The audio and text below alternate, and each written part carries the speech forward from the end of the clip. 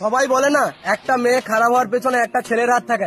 আমি তো বলবো একটা লয়াল মেয়ে খারাপ হওয়ার পেছনে তার 12 ভাতারি খানকি মাগি বান্ধবীর হাত থাকে।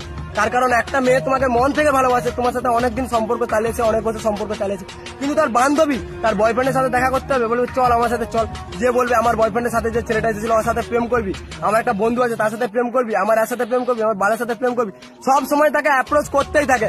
বলবে আমি তো 4 জনের সাথে চলে যাচ্ছি, কোথায় কিছু হচ্ছে না। আরে তোর বয়ফ্রেন্ড কিছু জানতেই পারবে না, 2 দিন কথা বলে দেখ, যদি না ভালো লাগে কথা বলতে হবে না। তোর বয়ফ্রেন্ডকে কে বলতে যাচ্ছে, তোর বয়ফ্রেন্ডের ঘর তো অনেক দূরে, সে তো জানতেই পারবে না।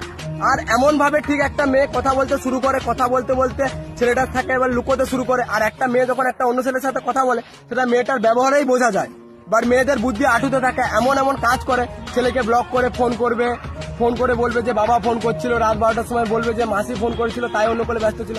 দিয়ে ছেলেটার কাছেও মেয়েটা ধীরে ধীরে খারাপ হয়ে যায়, দিয়ে ওই মেয়েটা আবার যেই ছেলেটাকে ভালোবাসতে হবে সেই ছেলেটাকেই শত্রু ভাবতে শুরু করে, কারণ সেই ছেলেটাই ওকে এবার প্রত্যেকটা জিনিসে বাধা দিতে সন্দেহ করতে শুরু করে।